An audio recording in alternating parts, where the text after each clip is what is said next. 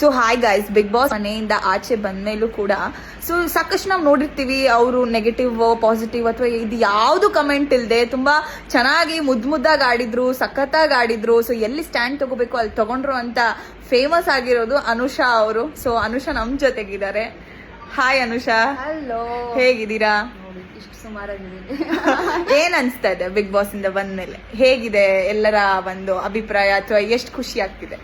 ಅಂದ್ರೆ expect unexpected ಅನ್ನೋ ಹಾಗೆ ನಂದು ಎಲಿಮಿನೇಷನ್ ಆಗಿದ್ದು. ನಾನು ಎಕ್ಸ್ಪೆಕ್ಟ್ ಮಾಡಿರ್ಲಿಲ್ಲ, ಬಟ್ ಆಚೆ ಬಂದ್ಮೇಲೆ ಜನದ ರೆಸ್ಪಾನ್ಸ್ ನೋಡಿದಾಗ ತುಂಬಾ ಖುಷಿ ಆಯ್ತು. ಅಷ್ಟು ಪ್ರೀತಿ ಕೊಟ್ಟಿದ್ದಾರೆ. ಅಂಡ್ ನಾನು ಎಲಿಮಿನೇಟ್ ಆಗಿದ್ದಕ್ಕೆ ಅವ್ರ ಮನೆ ಮಗಳು ಯಾರಿಗೋ ಒಂದು ಹರ್ಟ್ ಆಗಿದೆ ಅನ್ನೋ ರೀತಿನಲ್ಲಿ ಎಲ್ಲರೂ ಫೀಲ್ ಮಾಡ್ತಿದ್ದಾರೆ. ಅಷ್ಟು ಸಾಕಲ್ಲ, ಇನ್ನೇನ್ ಬೇಕು ಜೀವನಕ್ಕೆ? ಜನದ ಪ್ರೀತಿ ಮುಂದೆ ಬೇರೆ ಏನು ಇಂಪಾರ್ಟೆಂಟ್ ಆಗಲ್ಲ. ಓಕೆ, ಅತ್ರಿ ನೀವು ತುಂಬಾ ಇಮೋಷನಲ್ ಆದ್ರಿ ಬರುವಾಗ. ಯಾಕೆ ಅಷ್ಟೊಂದು ಕಣ್ಣೀರ್ ಬಂದಿದ್ದು ಅಂತ? ನಾನ್ ಸ್ವಲ್ಪ ಎಮೋಷನಲ್ ಹುಡುಗಿ, ಕಾನ್ಫಿಡೆಂಟ್ ಆಗಿ ಹೊರಗೆ ಬಂದೆ. ಇನ್ಫ್ಯಾಕ್ಟ್ ನನ್ನ ಮೇಲೆ ರೆಡ್ ಲೈಟ್ ಬಂದಾಗ್ಲೂ ಅಷ್ಟೊಂದೇ ನಾನು ರಿಯಾಕ್ಟ್ ಮಾಡ್ಲಿಲ್ಲ, ಓಕೆ ಅಂತ.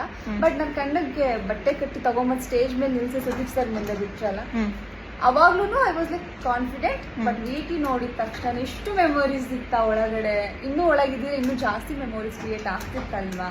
ಎಲ್ಲ ಅನ್ಸೋತ್ತೆ, ಯಾಕೆ ಇಷ್ಟು ಬೇಗ ಹೊರಗೆ ಬರ್ತಿದ್ದೀನಿ, ನಾನೇನೋ ಸರಿಯಾಗಿ ಆಟ ಆಡ್ಲಿಲ್ವಾ ಅನ್ನೋ ಒಂದು ಪ್ರಶ್ನೆ ಕಾಡ್ಬಿಡ್ತು ನನಗೆ. ಓಕೆ, ಒಂದ್ ಫನ್ ಕ್ವೆಶನ್ ಕೇಳ್ತೀನಿ.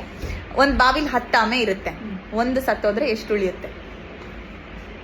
ಒಂದ್ ಬಾವಿಯಲ್ಲಿ 10 ಆಮೆಗಳಿರುತ್ತೆ, ಒಂದು ಸತ್ತು ಹೋದ್ರೆ ಎಷ್ಟು ಉಳಿಯುತ್ತೆ? 10. Wow, brainy.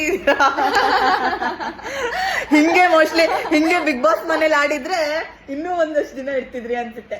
ಏನಿಲ್ಲ, ಅಲ್ಲಿ ಜಗಳ ಆಡ್ಲಿಲ್ಲ, ಅಗ್ರೆಷನ್ ಬೇಕಿತ್ತು ಅಂತ ಅಂದ್ರು. ನಾನು ಸ್ಮಾರ್ಟ್ ಇದ್ದೀನಿ, ಕೋಪ ಮಾಡ್ಕೊಳಲ್ಲ. ಓಕೆ